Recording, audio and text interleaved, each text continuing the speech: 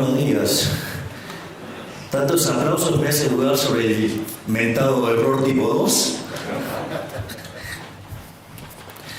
Bueno, la charla que voy a dar hoy es sobre la herencia, lo que hicimos y lo más importante, cómo la vemos de cara al futuro y cuáles son las posibilidades que hay en esta perspectiva.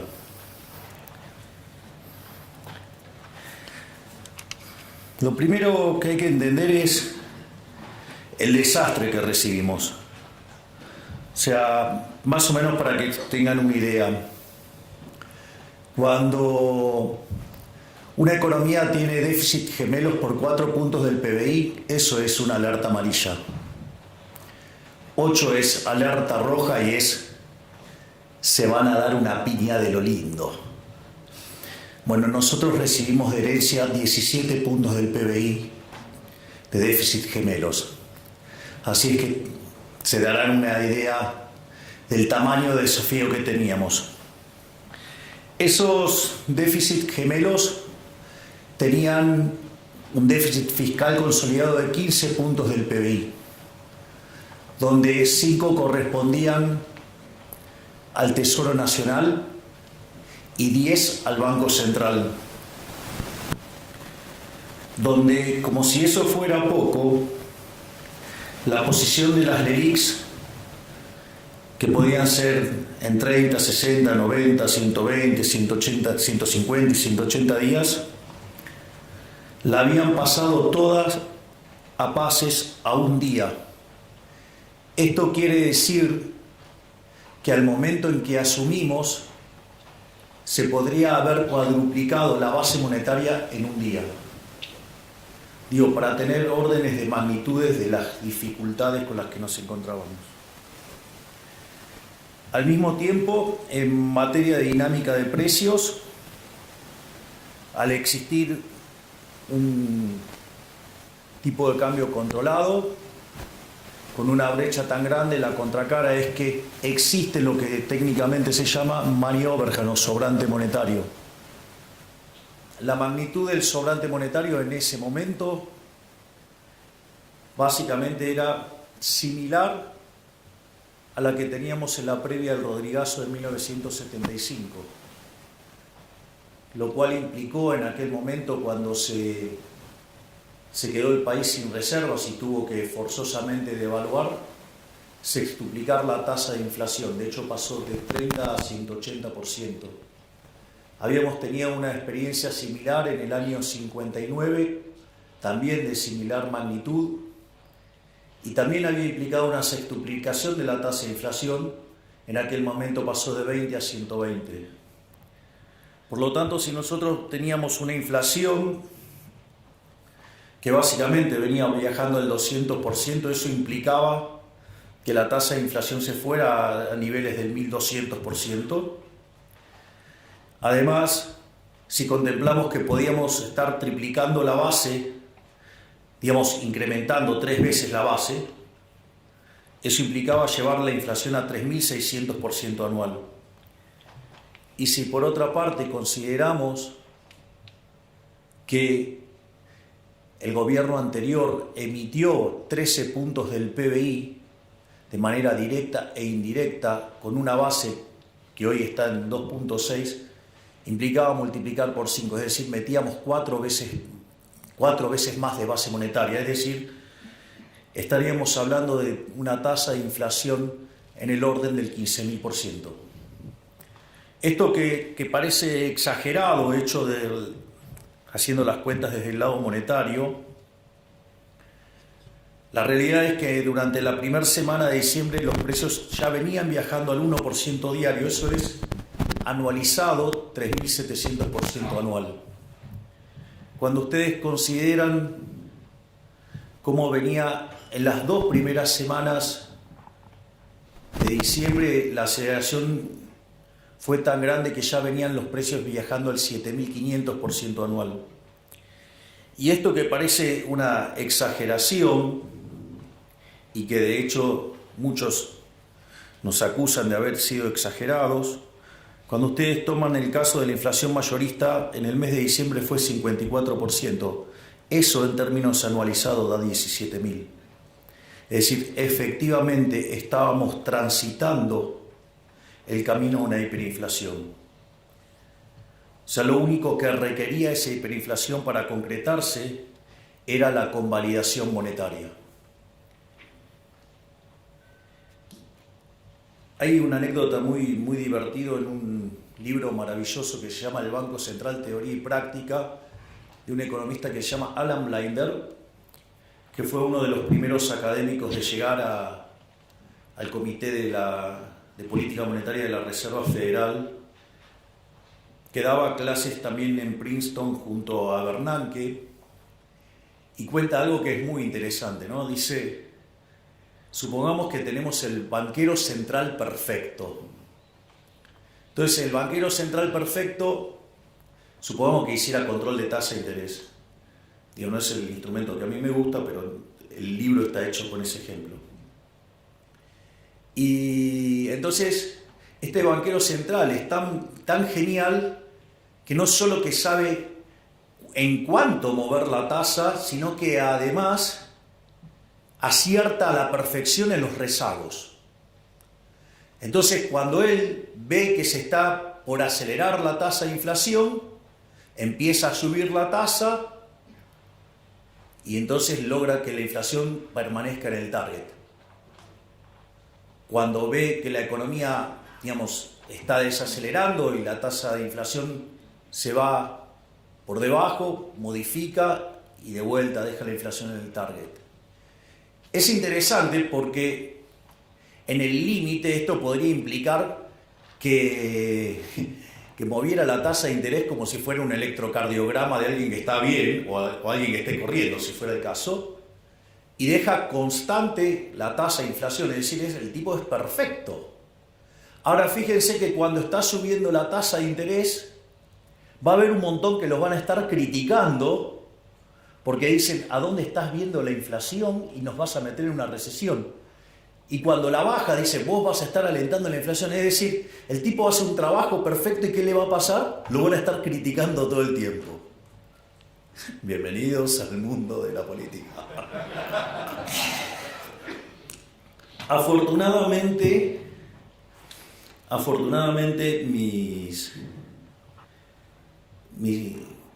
mi trabajo estudiando la Torá junto a mi queridísimo rabino Axel Banish, que ahora tenemos la fortuna de tenerlo como embajador en Israel, una de las cosas que me contaba era que ya, digamos, habiendo salido de Egipto, cada vez que Moisés se levantaba tarde, lo criticaban que estaba haraganeando.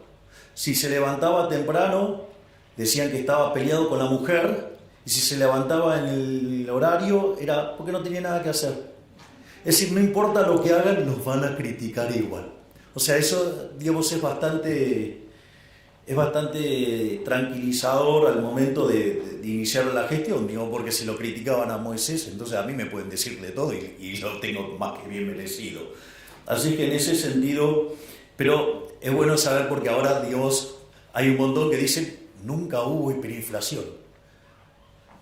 ¿No? Digamos, se olvidan que en el medio, digamos, ahora lo voy a describir, pero llevamos un ajuste de 13 puntos del PBI, el más grande en la historia de la humanidad.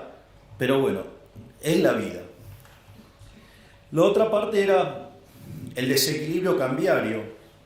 Es decir, la relación entre el paralelo y el oficial era 3-1. Por lo tanto, digo, la situación estaba bastante complicada. Acá hay algo interesante, que me voy a adelantar a la parte de las críticas que nos hacen. Digo, porque ahora, que no, que hay que subir el tipo de cambio y todas esas cosas. Yo me acuerdo que estábamos en el Hotel Libertador, estaba con el equipo de Toto, y el consenso del mercado era que teníamos que llevar el tipo de cambio a 600. De hecho, digamos, o sea, yo lo quería llevar a un nivel que, ajustado por riesgo país, quedara igual que el paralelo. Eso tiene una justificación técnica para tratar de eliminar el exceso de demanda. y que el impacto en actividad sea lo menos posible. Digo, me causa gracia porque esos mismos, digamos, que se quejan de que ahora el tipo de cambio está atrasado, decían que tenía que ser 600 y la hipótesis de inflación que tenían es mucho más alta que la que estamos viviendo. Digo, no les cierra el modelo, muchachos. Es decir, lo que digo es, ojo con esos economistas porque no les cierra el modelo. Es decir, me decían que el tipo de cambio tenía que ser 600, que estábamos locos en ponerlo en 800 y la hipótesis de inflación que tenían era más alta que la que estamos teniendo en la realidad. Digo, no les cierra el modelo, yo solamente lo menciono. Después teníamos un problemita menor que se llamaba reservas internacionales netas. Estábamos 11.500 millones de dólares abajo. Teníamos otro problemita también, no blanqueado, que todos sabíamos que existía, que se llamaba el CIRA, que en realidad eran 60.000 millones de dólares, pero que cuando pedimos que se blanqueara y que se acercaran, evidentemente había una parte que sabía que estaba haciendo cosas no lícitas y se blanquearon 45.000 millones. Otro problema más que teníamos es que teníamos vencimientos en moneda extranjera por 25.000 millones de dólares, concentrados principalmente en multilaterales, y teníamos el acuerdo con el Fondo Monetario caído. Por lo tanto, teníamos un problema enorme, con esos 25.000 millones de dólares. Y la verdad que como si todo esto fuera poco, teníamos vencimientos en pesos por el equivalente de 90.000 millones de dólares. Entonces, si ustedes contemplan el desequilibrio que teníamos en el plano monetario, que era peor que el de la previa del Rodrigazo, una situación patrimonial del Banco Central muchísimo peor que la que teníamos en la previa de la hiperinflación del 89, y que además teníamos indicadores sociales peores que los que teníamos en el 2001, verdaderamente estábamos frente a la madre de todos los males, porque teníamos todas las peores crisis, las teníamos todas juntas. Ahora, esto es para llorar. Miren, la verdad no. Porque la única forma en que podría llegar a haber un gobierno liberal libertario en un país que arrastra 100 años de socialismo era en el medio de un desastre. La única forma que esto podía ocurrir era esto. Era una carambola a 3 bandas.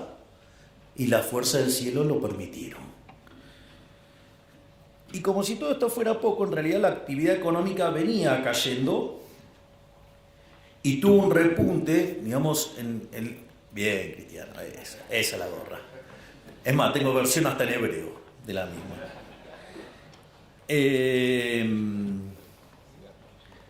Eso es divertido, de dónde salió esa... Bueno, se la voy a contar porque es divertido. Para que vean lo dinámica que es la política. Nosotros, cuando con Victoria asumimos como diputados en diciembre del 21, un periodista de Diputados TV, que yo lo conocía de América, un verdadero grosero, me dijo: pero ustedes son 2 diputados, ¿qué pueden hacer 2 diputados en 257? No van a poder hacer nada. Y yo le contesté con el primer libro de Macabeos 3:19, que dice: la victoria en la guerra no depende de la cantidad de soldados, sino de las fuerzas que vienen del cielo. Maradona tendría una frase para eso.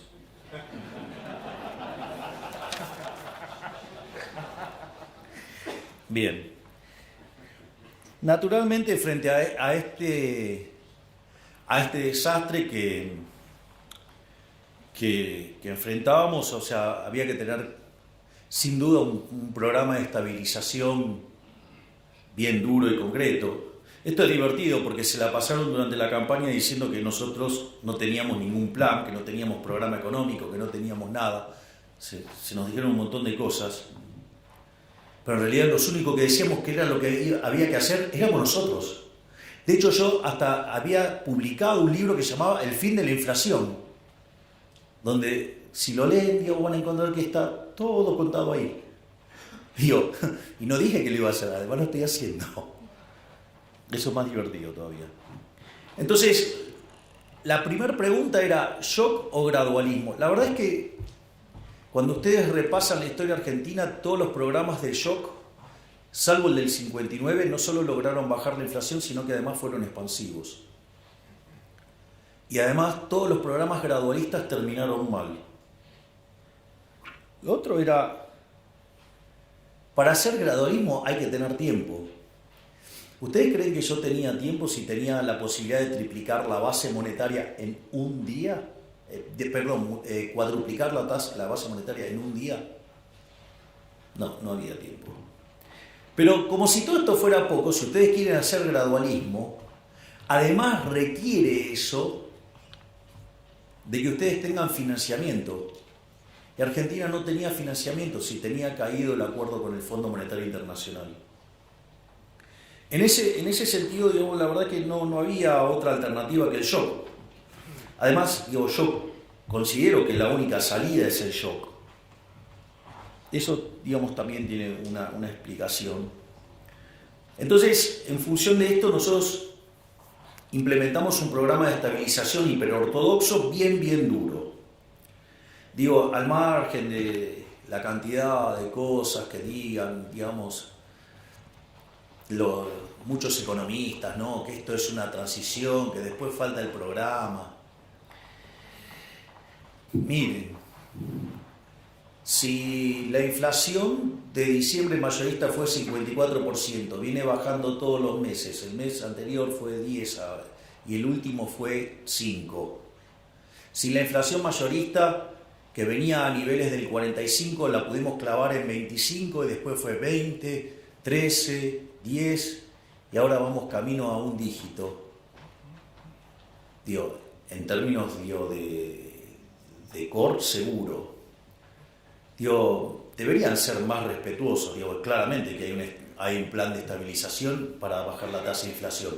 Digo, que no la vean no es mi culpa. Digamos, o sea, un programa de estabilización esencialmente tiene 3 elementos. Tiene una política fiscal. Nosotros hasta le hemos puesto nombre a esa política fiscal. Se llama motosierra y licuadora. O sea, tiene motosierra y tiene licuadora. Es más, muchos de los que nos critican de la calidad del ajuste, a mí me causa gracia porque decían que hacer un ajuste de más de un punto del PBI era imposible. Y nosotros apuntábamos a que en el año 2024 tengamos déficit cero. Y lo hicimos con tanta convicción que obviamente que tenía licuadora y que tenía motosierra. Y después creíamos que lo íbamos a poder lograr en el primer trimestre. Y lo logramos en el primer mes. O sea, enero tuvimos déficit financiero nulo. De hecho, nos criticaron y dijeron que en febrero hasta nos explotaba el déficit primario. Nuevamente, déficit cero. Y les voy avisando que el día 22 voy a estar anunciando los números. Vamos a estar haciendo una cadena nacional, donde además vamos a estar anunciando los números fiscales. Y les aviso que el primer trimestre del año terminó con resultado financiero positivo. Es decir, con lo cual, digamos, a todos esos analistas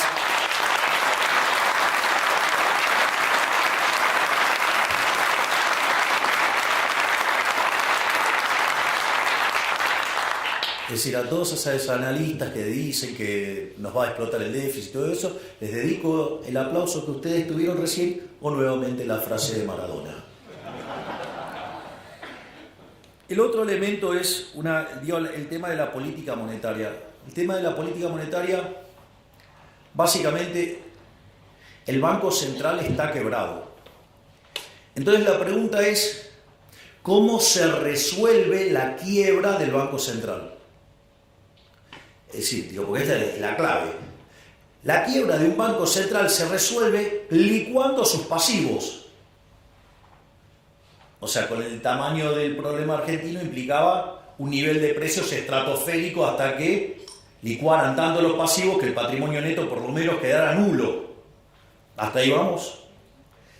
Si esto es así, quiere decir que dado ese nivel de precios para resolver el saneamiento del Banco Central está en la estratosfera, dado los precios de hoy, la línea que une esos dos niveles de precios le da la tasa de inflación implícita. Por lo tanto, era fundamental sanear el Banco Central, ¿para qué? Para que ese nivel de precios estratosférico que dejaba nulo el patrimonio del Banco Central fuera bajando. Y en la medida que ese nivel de precio bajara, por lo tanto, la tasa de inflación esperada tiene que bajar. Naturalmente, digamos, ahí también arrancamos con un proceso de saneamiento del Banco Central. Ahí también nos encontramos con algunas críticas. Hasta tengo los WhatsApp y tengo los informes de las consultoras hablando que había que llevar la tasa de interés real a terreno positivo. Si hubiéramos hecho eso, en lugar de haber descomprimido el balance del Banco Central como lo hemos hecho hasta ahora, les cuento que en lo que va del año ya hubiéramos metido 4 bases monetarias más en instrumentos remunerados. Entonces ahora estaríamos discutiendo ¿qué cosa? No, esto es insostenible. Estaríamos hablando de la pelota de las LELIQs o la pelota de los pases o no sé qué cosa, digamos una bola de nieve que nos iba a arruinar en una hiperinflación. Ahora todos esos están todos escondidos, nadie dice nada. Es decir, le deben tener miedo a la frase de Maradona. Pero dicho de otra manera, lo importante es que la contracara de ese déficit cuasi fiscal de 10 puntos del PBI ya lo llevamos a 4. Es decir, no solo que llevamos hecho un ajuste fiscal de 7 puntos del PBI en el Tesoro, motivo por el cual ahora hemos empezado a relajar partidas y entonces ahora empieza a quedar más motosierra y mucho menos de licuadora. Digo, para los que están tan preocupados por la calidad del ajuste, como si no fuera que una licuadora permanente es una motosierra, ¿no? Pero bueno, ese es otro detalle. Lo importante es que hemos hecho sucesivas bajas de tasa de interés y todo el mundo, ¿qué esperaba cada vez que bajábamos la tasa? Que subiera el tipo de cambio y que perdiéramos reservas. Bueno, llevamos acumulados más de 12.000 millones de dólares de reservas. Salimos del terreno de las reservas netas negativas y en el medio pagamos un montón de cosas. Por lo tanto, también lo que hicimos en materia monetaria y cambiaria es un éxito. De hecho, ahora la discusión es, no, bueno, pero la tasa en dólares es enorme. Y entonces, si yo le hubiera puesto en términos reales positivos, hubiera sido todavía más grande. Entonces, que más o menos se pongan de acuerdo qué quieren decir con la tasa de interés, porque nosotros siempre tuvimos claro que era un problema de arbitraje con la tasa en los dólares. Es decir, no mirar como un cavernícola, digamos, la tasa de interés real en una economía cerrada. Por lo tanto, digo, ¿qué es lo que hemos, y obviamente que hicimos en el ajuste del tipo de cambio? Si ustedes se acuerdan, cuando nosotros estábamos en campaña, decían que con nosotros el tipo de cambio iba a estar en 6.000, en 10.000. Me parece que le erraron por un poquito. Entonces, digo, ¿qué tenemos en materia de resultados? No solo que hemos logrado el déficit cero, sino que nos hemos pasado un poco. Digamos, en lugar de hacer un ajuste de 5 puntos del PBI, hicimos uno de 7. Eso lo pueden ver en un trabajo que hizo Nadine Argañadás, que de hecho lo circuló por Twitter. Y además, bajamos el cuasi fiscal en 6 puntos. O sea que hicimos un ajuste de 13 puntos del PBI, es decir, acabamos de hacer el ajuste fiscal más grande en la historia de la humanidad, porque además encima lo hicimos en 3 meses. Sí, esto es importante, digo, pero eso es justamente lo que permitió evitar la hiperinflación. Además, una de las características que tiene el tema del déficit cero y que es muy importante es lo siguiente: cuando ustedes tienen déficit financiero nulo, significa que la deuda no sube. Si la deuda no sube, la relación deuda-producto no sube. Por lo tanto, ustedes están en un sendero sostenible, es decir, ustedes pasan a ser solventes. Y si ustedes pasan a ser solventes, el precio de los bonos tiene que subir. Y de hecho, de $18 que estaban cuando nosotros asumimos, hoy están cerca de 60. Y el riesgo país, que estaba en 2.900, hoy está en 1.200. Y si logramos bajar 200 puntos básicos más el riesgo país, ya podemos ingresar a los mercados de deuda. Este ajuste fue tan fuerte y tan positivo la forma en que lo hicimos, que además, cuando fuimos a negociarlo al fondo, mientras que todos los analistas decían que nuestro programa era inconsistente y que una revisión del fondo con programas caídos, como el caso argentino, demandan como 3 meses, nosotros sacamos el acuerdo en un fin de semana. Se imaginarán cuál es la frase. Y obviamente que esto se está traduciendo en la baja en la tasa de inflación, porque, como les decía, la inflación de mayorista, que es la que se anticipa, estaba en 54%, es decir, el equivalente del 17.000% anual, y hoy está en 5%. Es más, el propio Fondo Monetario Internacional, que tenía expectativas de inflación para este año, para Argentina, en torno al 250% anual, la bajó a 150. Bajarla a 150 significa que de hoy para adelante está esperando que en promedio la inflación sea del 5,5. Pero como ese proceso no es lineal, quiere decir que vamos a un dígito bajo hacia diciembre.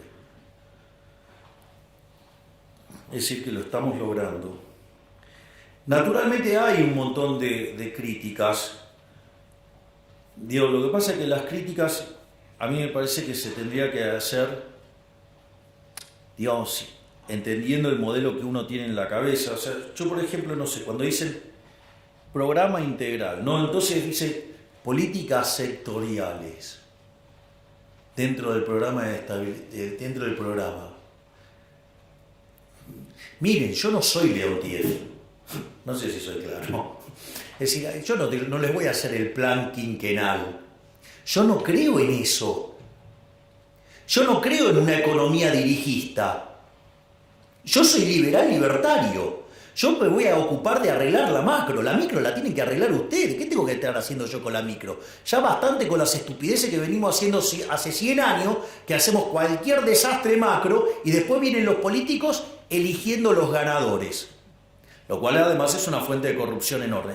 Por lo tanto, ¿cuál es la regla de un liberal en esto? Don't pick the winners. Yo me voy a encargar de estabilizar la economía, de bajar la inflación, de generar las condiciones para que la economía vuelva a crecer. El resto es todo de ustedes. Es decir, el que mejor esto lo explica es Claudio Suchovicki. Tiene un ejemplo fabuloso. Milei se va a ocupar de la inflación, sí. Se va a ocupar del déficit fiscal, sí. Se va a ocupar de la cuestión cambiaria, sí. Se va a ocupar de limpiar el balance del Banco Central, sí. ¿Se va a encargar de su negocio de pizzería? No. Usted tiene 2 pizzerías, una le va bien, otra le va mal. Tiene el mismo contexto internacional, tiene la misma macro. Yo no me voy a ocupar de la pizzería, eso es un problema micro, eso lo tienen que resolver ustedes. ¿Qué tengo que estar haciendo yo metiéndome en el negocio de cada uno de ustedes?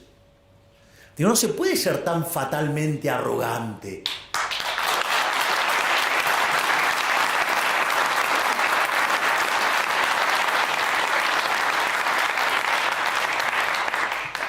La otra es la política de ingresos.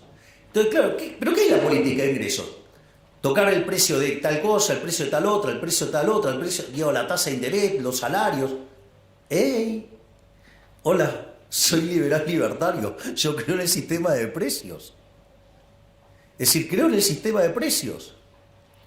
Entiendo que puedo tener un problema transitorio porque estoy pasando de una economía hipersocialista Digo, tengo 100 años de socialismo y entonces estamos haciendo una reforma pro mercado. Hay un montón de desequilibrios de inicio, más el problema adicional que tenemos que evitar una hiper, entonces estamos corrigiendo precios relativos en un contexto de alta inflación.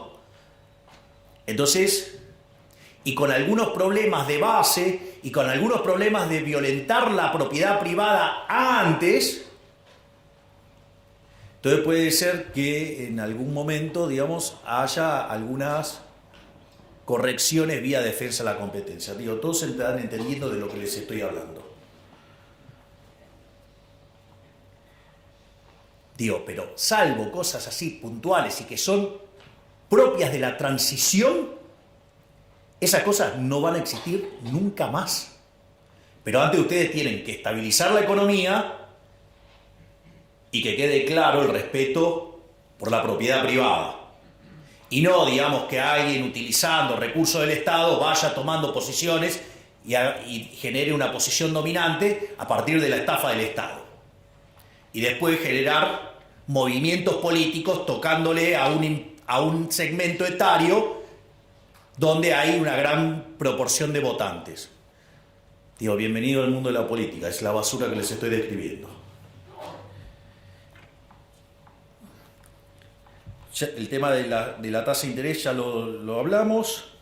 El tema de la sostenibilidad del ajuste, digamos, también hablamos del tema de cada vez queda más la motosierra, queda menos de la licuadora. Digo, el mejor ejemplo es lo que estamos haciendo en materia de jubilaciones. Si hubiéramos dejado las cosas como venían, los jubilados hubieran perdido 2 puntos del PBI. Con lo que estamos haciendo solo van a perder medio punto. Es decir, le estamos devolviendo 1,5 puntos. Y naturalmente la discusión del tipo de cambio. La discusión del tipo de cambio es bastante ridícula. No, porque hay que hacer subir el tipo de cambio. ¿Por qué? Digo, porque si hoy no hay brecha, si no hay brecha, ¿por qué tengo que estar haciendo tocar el tipo de cambio? Es decir, ¿por qué no me gusta el tipo de cambio de mercado? Lo primero que tienen que entender que el análisis ese del tipo de cambio real, lo voy a decir en latín, diría el profe de Pablo, es una pelotudez. Porque agarran y toman una serie del tipo de cambio real.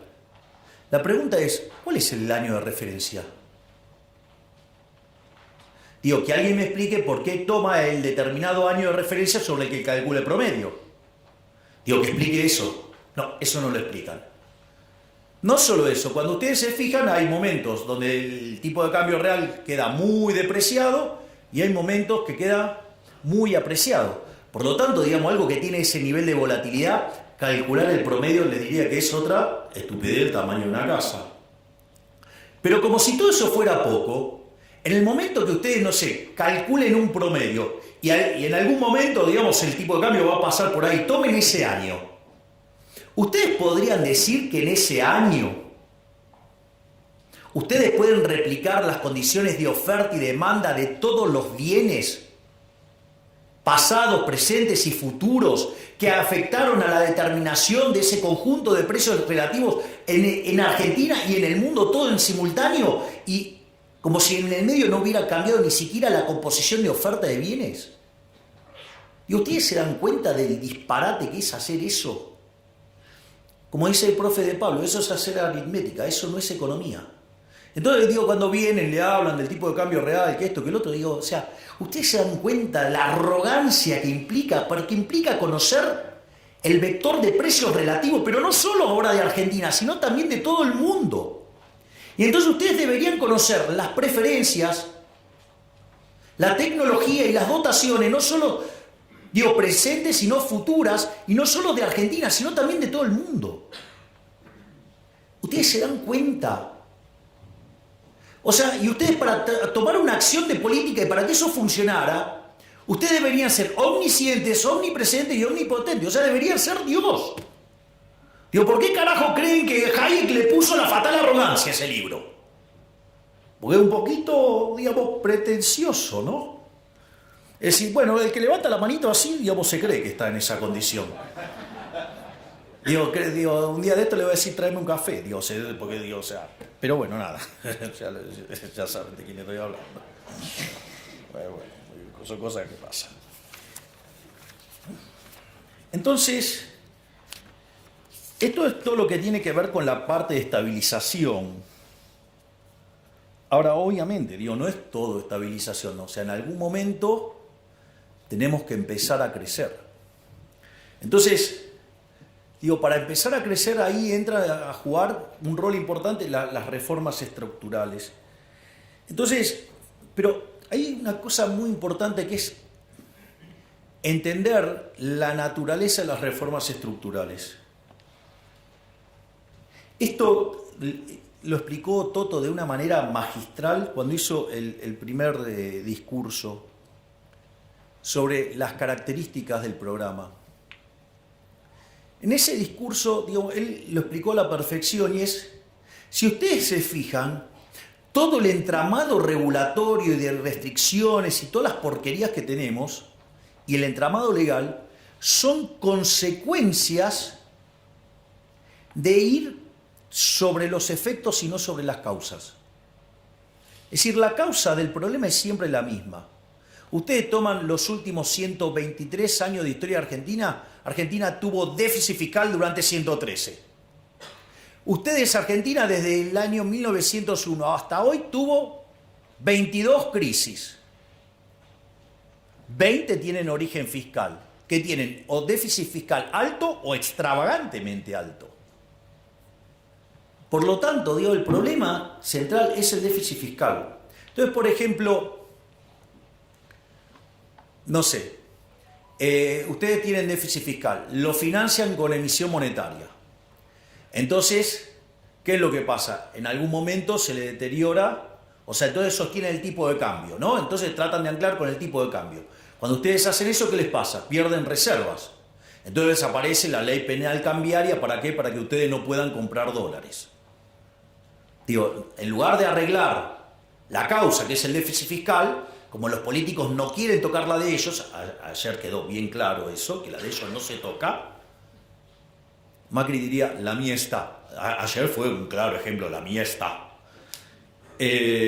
Por suerte los argentinos están reaccionando.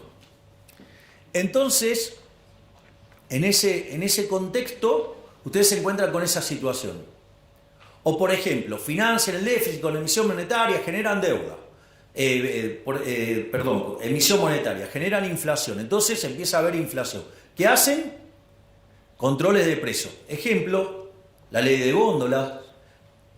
¿Sí? Ahora, ¿qué pasa cuando ustedes controlan precios? Aparece el desabastecimiento. Entonces, ¿cómo contesta la política? Con la ley de desabastecimiento. Es decir, se le van los dólares, entonces ponen controles de capitales. Y entonces el que fuga, es un delincuente. Es un héroe. El que fuga es un héroe. Logró escaparse de la garra del Estado. No, ustedes se ríen, pero yo lo veo así. ¿Qué le recomendarías a tu cliente? Yo ahora me pongo el traje de economista. Compra dólares. Eso después se figura como fuga. Y la verdad es que si lo compran en negro, mejor. Porque así no tienen que pagar un montón de impuestos estúpidos que hay. ¿Todo para qué? Para financiar a los que se levantan la manito y a la que le hace de querusa, para financiar a esos inútiles.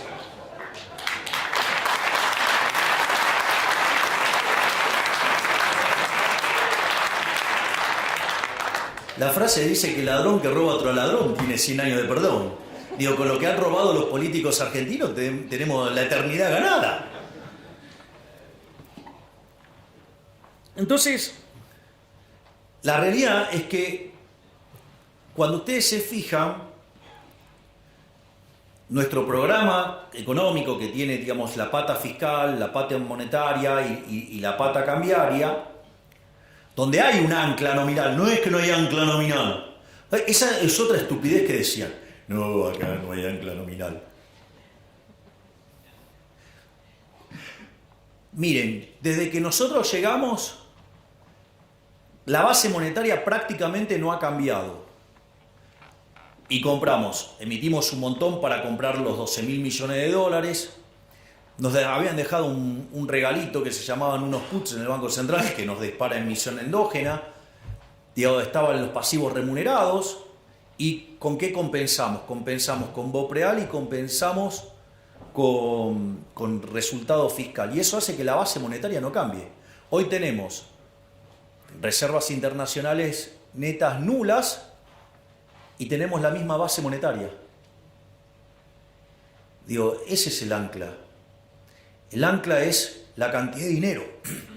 Es más, si ustedes se fijan que siempre se los queja se los tacha de muy agresivos al fondo con el tema a la velocidad que puede bajar la inflación, reconocieron que la estamos bajando más rápido. Es más, algunas críticas me resultan bastante graciosas entre el tipo de cambio y la inflación, porque durante la convertibilidad, que tardó 20 meses en estabilizarse la tasa de inflación hasta ser un país serio en términos de inflación con el tipo de cambio fijo, hoy la tasa de inflación baja mucho más rápido que durante la convertibilidad. Y eso tiene una explicación. Porque ustedes durante la convertibilidad tenían dinero endógeno. El dinero endógeno asociado al aumento de la demanda de dinero. Cuando ustedes querían demandar pesos, ¿qué hacían? Entregaban dólares y el Banco Central les daba pesos, ¿sí? Entonces el aumento de la demanda de dinero tenía como contrapartida, ¿qué cosa? Un aumento de la oferta de dinero. Y eso hace que entonces ustedes dejaban el mercado de dinero todo el tiempo en equilibrio y lo único que restaba era ¿qué? La readecuación de los precios relativos por los dos quilombos hiperinflacionarios anteriores, ¿no? Digamos, la hiper de Alfonsín y la hiper de Menem. Entonces, cuando se terminaron de corregir todos esos problemas de precios relativos, la inflación desapareció. Porque ustedes mantenían en equilibrio el mercado monetario. Nosotros también mantenemos el equilibrio del mercado monetario, pero sin emitir. Con lo cual, todos los aumentos de demanda de pesos van contra ¿qué? Contra caída en el mercado de bienes. Por lo tanto, el nivel al cual la tasa de inflación baja es muchísimo más rápido. Ahí está la explicación. No era tan difícil. Solo lo único que hay es poner un poquito de cabeza. Entonces, para enfrentar esto, nosotros enviamos el programa de reformas más ambicioso de la historia argentina. Mandamos 1000 reformas en 2 instrumentos. 1/3 en el DNU, 2/3 en la ley bases. El DNU todavía sigue en pie, pero ¿cuál es la característica de estos instrumentos? Tiene 3 elementos. El primero, que a diferencia de todos los DNU que hubo en Argentina, donde todos avanzaron sobre las libertades individuales, sobre la propiedad privada, esta es la primera vez que devuelve libertades, o sea, le devuelve libertad a los ciudadanos. Hace un respeto furioso de la propiedad privada, promueve estructuras de mercado más competitivas. Eso sí, tiene un defecto enorme, tanto el DNU como la ley bases. Un defecto tremendo. Va contra el curro de los políticos. Eso se vio con claridad lo que hicieron, cuando lo voltearon en la Cámara de Senadores. Obviamente, que los mayores abanderados de los curros que van a decir, no, el decreto sí es constitucional.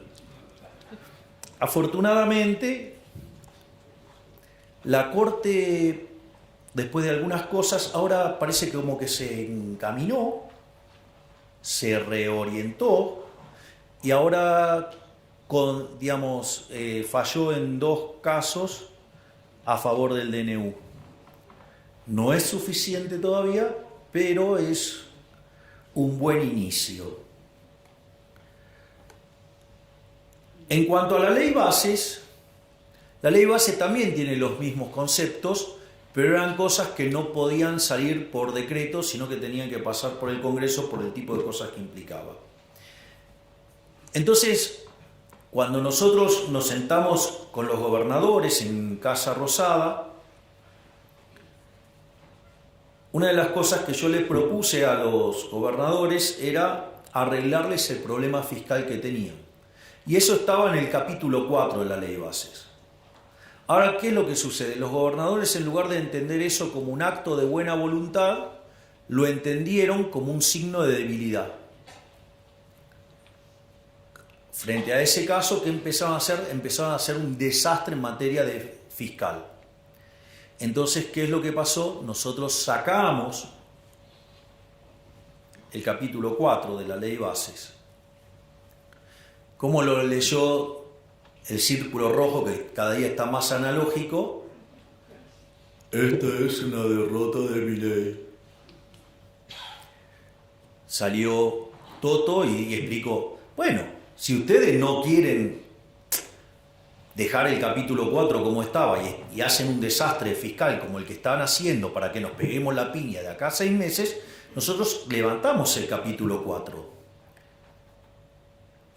Pero si nosotros levantamos el capítulo 4, ustedes van a terminar haciendo un ajuste fiscal más grande que el que están dispuestos a hacer. Ahora volvió la Ley de Bases. Adivinen qué tiene. El mismo capítulo 4. ¿Quién ganó? Digo, tengan cuidado con estos muchachos que están muy analógicos, que no, parece que no entienden bien cómo funciona la política. No solo eso, sino que además, después pasó el resto de la Ley de Bases, fue aprobada, y después la empezaron a desguazar. Qué interesante, porque los fondos fiduciarios tenían más de 20 años, se enteraron ahora que existían. Cuando digo, teníamos todos los campeones del republicanismo, de la anticorrupción y todo, digo, pero nunca pasó nada con eso. Se descubrió ahora, como todas las cosas que estamos descubriendo todo el tiempo desde el Ministerio de Capital Humano, ¿no? Donde, digamos, por ejemplo, hemos encontrado que la mitad de los que recibían fondos, digamos, los comedores no existían, eran comedores fantasma. O comedores que decían que tenían capacidad para que recibían a 500 personas, en realidad recibían 50. O los que pedían los bolsones de comida y que no querían que se dejara constancia de los DNI de los que recibían esos bolsones. O no solo eso, sino que además cuando recibían los bolsones cotizaban una calidad extra premium y cuando, no sé, ustedes ponían los fideos se deshacían al momento de tirarlo al agua. Miren todas las cosas que hemos encontrado. O el pochoclero que me llamaba Semana Santa, se cae entre marzo y abril. Claro, porque estaba esperando que entre marzo y abril le pudiera llegar a entrar la causa de los guardapolvos a la mujer. Interesante todo lo que estamos encontrando. Y cómo, digamos, se abusan, digamos, de los más vulnerables para esto. Es más, fíjense, uno de los grandes triunfos que nosotros tuvimos, lo primero que recibimos fue una crítica. Digo, yo recuerdo que todo el mundo se ha pasado pataleando contra el tema de los gerentes de la pobreza. Una de las cosas maravillosas que hizo la ministra Petovelo, nosotros teniendo conciencia de que la parte más complicada iba a ser entre la primera parte del año, cuando estuviera operando a full el ajuste fiscal, porque íbamos a estar generando ahorro sin contrapartida de inversión y eso iba a hacer caer la actividad económica, el empleo, los salarios reales, iba a haber más pobres y más indigentes, porque sincerar la economía no es gratis. Es decir, 20 años de populismo no es gratis. O sea, sobre el final del gobierno de Menem, digamos, el salario promedio era de $1.800. Ustedes lo ajustan a hoy, son $3.000. Cuando nosotros asumimos estaba en 300. Es decir, digamos, se había perdido 90% de los ingresos en dólares. No es que las tarifas son caras y todas esas cosas. El problema es que somos tan miserables, tan pobres, que no podemos pagar ni siquiera las subsidiadas. Es decir, el problema no es un problema de cuánto está la tarifa, el problema es de cómo nos destruyeron los ingresos los populistas. Pero, digamos, se la pasaban haciendo gala de keynesianismo. No, hay que consumir. Claro, hay que consumir implica que ahorran menos. Si ahorran menos, invierten menos. Si invierten menos, digamos, no aumenta el stock de capital per cápita, no aumenta la productividad, no aumentan los salarios. Bienvenidos, somos pobres. Entonces, Digo, no es gratis, no es gratis, o sea, no es gratis. O sea, 20 y pico de años de populismo no es gratis. Pero, siguiendo con el tema de... Y ahí empezaron a destrozar la ley bases y bueno, la bajamos.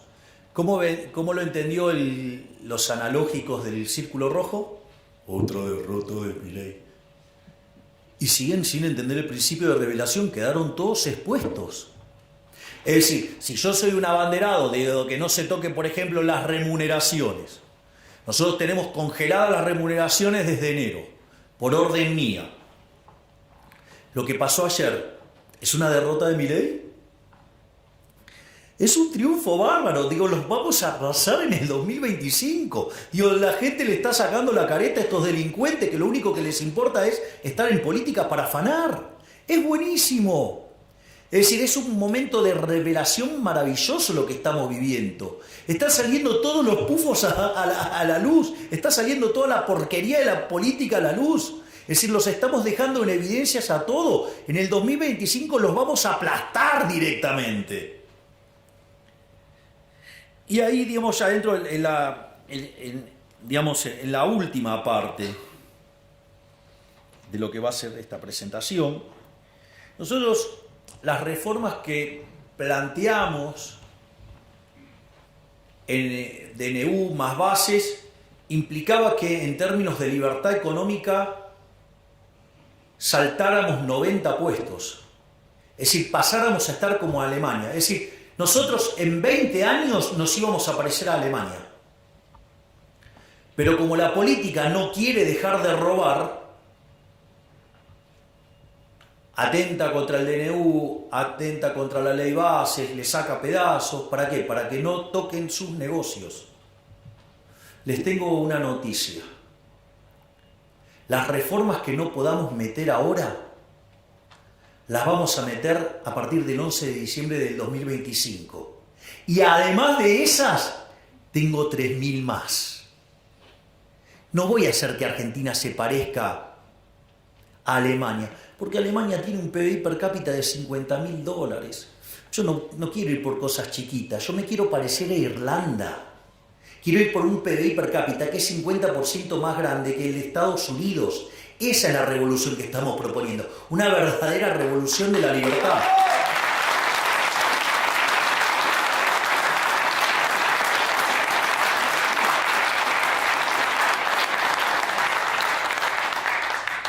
Y en ese sentido,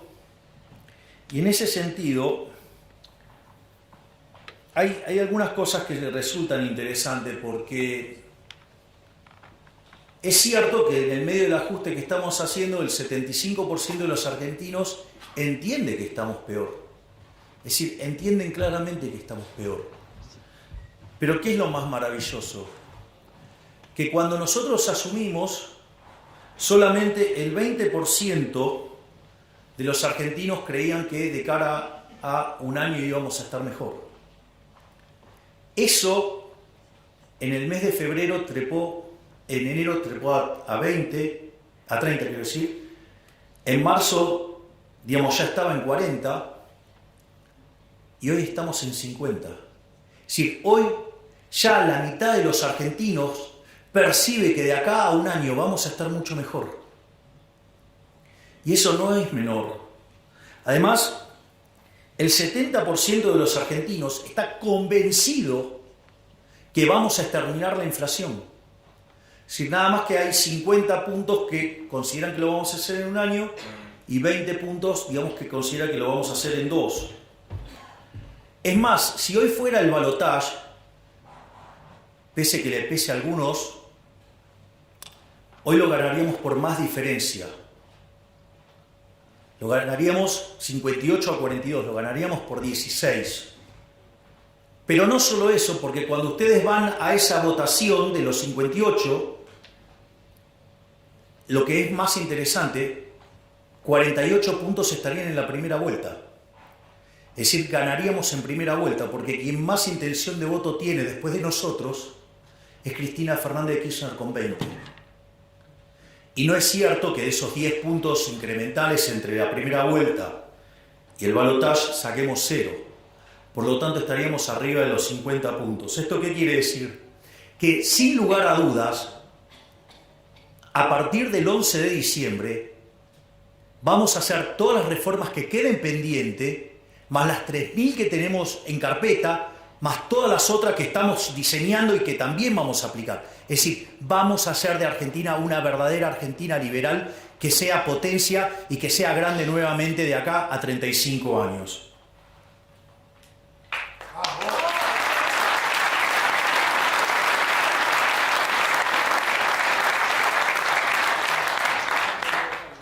Y finalmente, digo, la pregunta es ¿cómo? ¿No? Porque digo, o sea, con solo, digo, parece casi fundamentalista, digamos, el tema de con que solo, digamos, si yo le digo subimos en libertad económica va a ocurrir, o sea, digo me pueden tener mucha estima, pero creerme tanto, digamos, hasta sería peligroso, le diría. Entonces, el punto es cómo es todo el proceso. Miren, la primera parte es rebote. De hecho, fíjense que cada vez son más los analistas que están viendo una V corta. Esa V corta ya había aparecido un indicador que pareció raro, que para febrero el desestacionalizado de Orlando Ferrés había dado positivo. Pero claramente es un indicador, el desestacionalizado, que tiene mucha inestabilidad en la punta. Entonces, hay que tomárselo con mucho cuidado eso. No solo eso, cuando ustedes empiezan... Ahora salió el índice líder, digamos, de la Ditela, que anticipa, digamos, la evolución de la actividad y dio positivo. Cuando ustedes miran minería, viene para arriba. Cuando miran oil and gas, viene para arriba. Cuando miran el campo, viene para arriba. Es decir, cada vez tenemos más indicios de que esto está rebotando y levantando. No solo eso, sino que además ustedes tienen algunas cuestiones adicionales. Y es que donde se notaron las caídas más fuertes, digamos, el recorte se está dando en B de manera violenta. No sé, ejemplo, CAME, las ventas, digamos, pegó un rebote fuerte. No solo eso, sino, digamos, que la brutal caída del riesgo país, eso, cuando ustedes miran empíricamente, cada vez que el riesgo país se desploma, digamos, la actividad rebota fuertemente. Pero no solo eso. Además, hay otro elemento fundamental, y es, aun cuando no hiciéramos ninguna de las reformas estructurales,